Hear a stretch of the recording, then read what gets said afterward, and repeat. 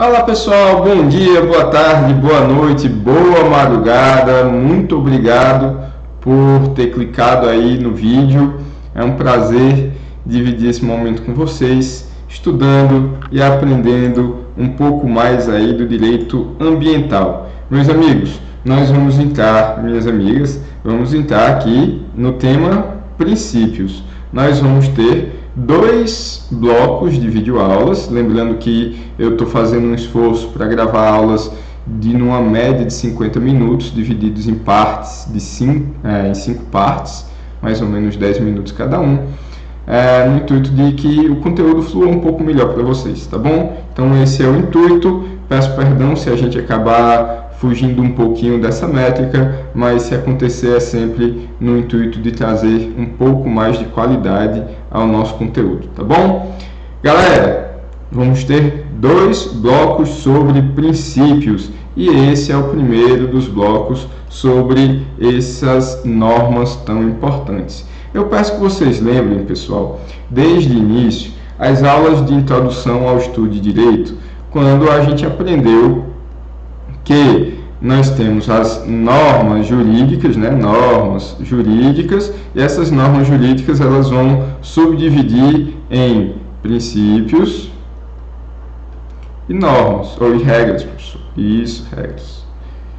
As regras, elas, via de regra, estão positivadas, são aquelas que vão ser revogadas por uma lei mais nova, uma lei mais específica, tá bom?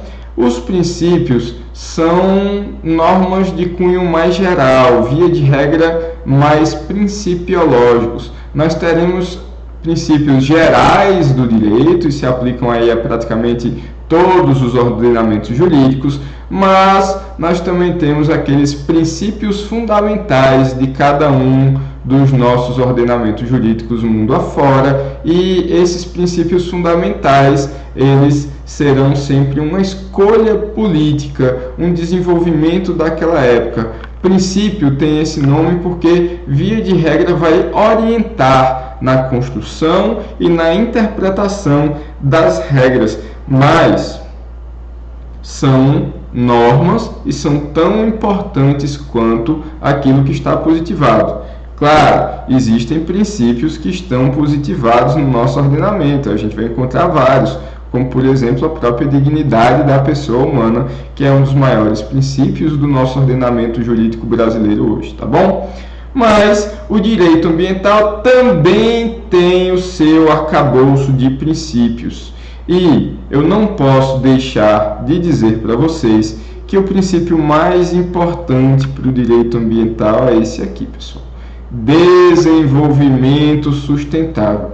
Na modesta opinião desse professor aqui, se a gente examinar praticamente todos os outros, não vou generalizar todos, mas quase todos os outros princípios do direito ambiental partem de dentro do desenvolvimento sustentável. Eu lembro a vocês, esse termo ele foi cunhado ali pela Comissão de Brundtland, na publicação lá do relatório, ou se vocês preferirem chamar o título dele Nosso Futuro Comum, e esse desenvolvimento sustentável ele surgiu num momento muito importante para a humanidade como um todo. Eu falei para vocês, brinquei até durante as nossas lives sobre as depressões que nós tínhamos tido, principalmente diante de tanta desgraça que estava acontecendo no ambiente que nos cercava. Então, houve ali no final da década de 70, anos 80, um medo muito grande da tecnologia, um medo realmente de guerras nucleares, um medo da extinção de nossa espécie. E o desenvolvimento sustentável ajudou muito a superar esse sentimento de desesperança.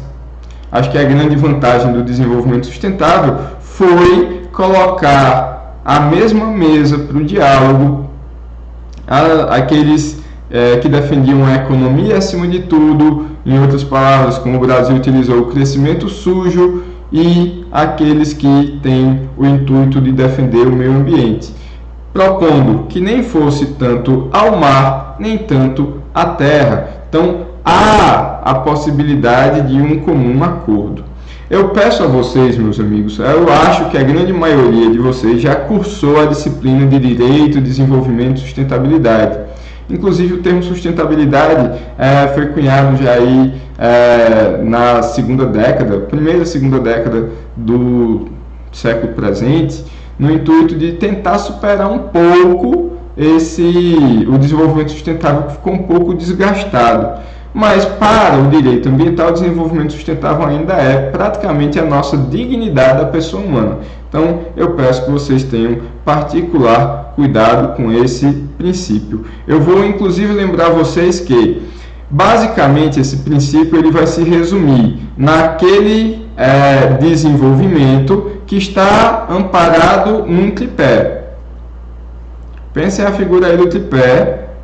Normalmente a gente gosta de colocar uma câmera filmadora, às vezes um microfone, a iluminação, a partitura, mas é alguma coisa que a gente vai ganhar estabilidade puxando lá as 3 perninhas do nosso tripé, não é isso? Pensa o desenvolvimento como essa figurinha, ajuda. Então, ela tem 3 pernas, que é o crescimento econômico, a justiça social, e até então a gente não tinha nenhuma grande invenção, porque o crescimento econômico, claro, todo mundo quer ter mais dinheiro amanhã do que teve hoje, ok. Justiça social ficou patente, principalmente com a quebra da Bolsa de Nova York, que se a gente não tiver um mínimo de justiça, a economia também vai entrar em colapso.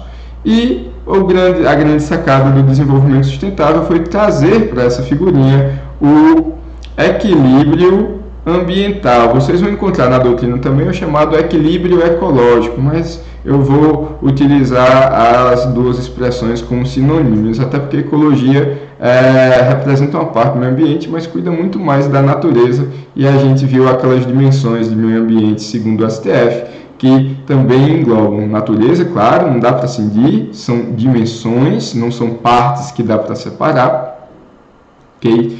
Nós temos a dimensão artificial, a dimensão cultural e a dimensão laboral, tá bom? Meus amiguinhos, pensem no princípio do desenvolvimento sustentável como aquele que vai tentar colocar em equilíbrio economia, sociedade e meio ambiente. Ah, professor, mas o desenvolvimento sustentável, ele tem muitas críticas que se faz.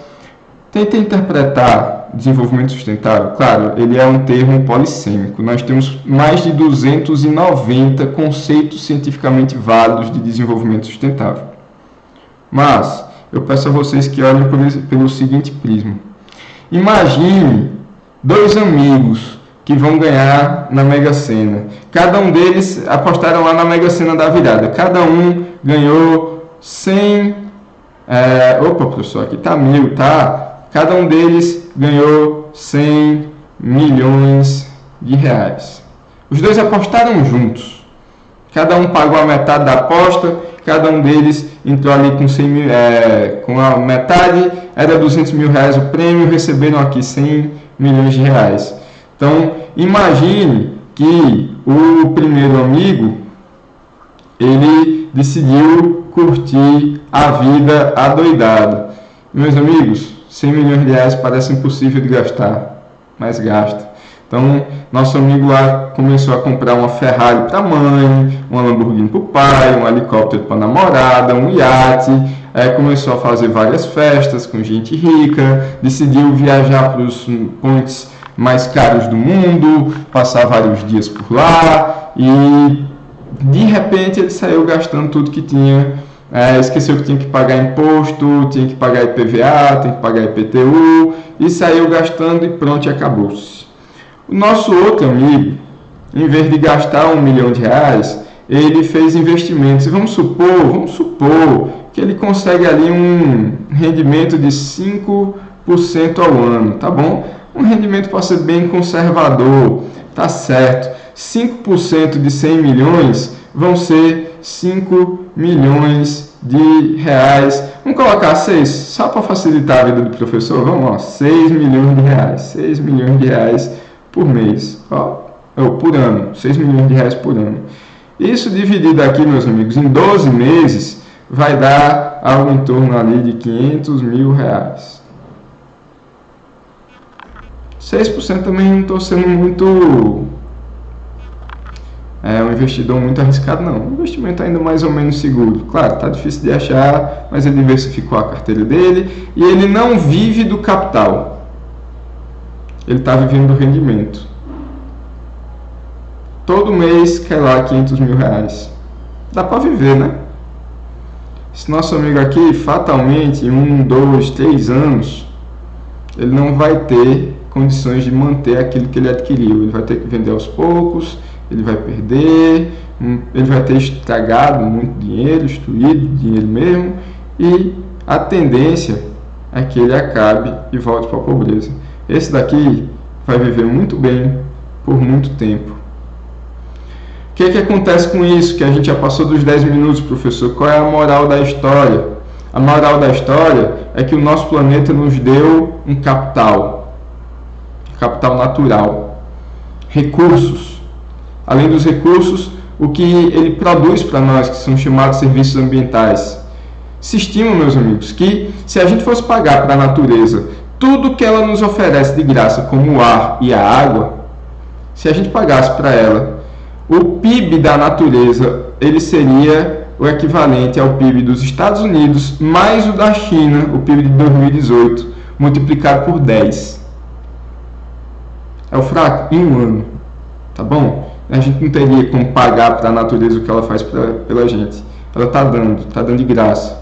Só que a gente está, em vez de tirar do rendimento, a gente está começando a gastar o capital. O desenvolvimento sustentável vai dizer, olha, eu não quero impedir ninguém de crescer, mas vamos crescer de uma maneira que seja viável, que seja contínua, tá bem?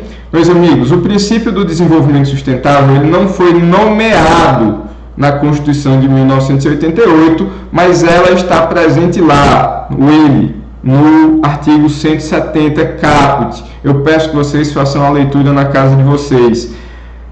Olha, essa lei aqui é de 1981, mas ela já diz que a Política Nacional do Meio Ambiente tem como objetivo compatibilizar o crescimento socioeconômico com a proteção do meio ambiente. Olha aqui, casa direitinho com o pilar. Sabe quem foi que ajudou a botar isso aqui na lei? Dr. Paulo Nogueira Neto, que coincidentemente foi o nosso representante lá na Comissão de Brundtland. Olha aí que legal. A Lei 9795 de 1999, quando vai dizer o que é educação ambiental, é aquela para a criação de valores para nos levar ao desenvolvimento sustentável. Então, na verdade, há valores sustentáveis. Não fala em nome desenvolvimento sustentável. Em 81 esse nome nem existia, né? 99 já existia, mas não usaram, mas está implícito lá. Mas também existe previsões expressas desse princípio e eu digo para vocês, é o nosso princípio mais importante. Daí eu ter passado ali 3 minutinhos do que nós tínhamos programado, mas agradeço a companhia de vocês. Vai beber uma água e volta assim que puder, tá bom? Abraço.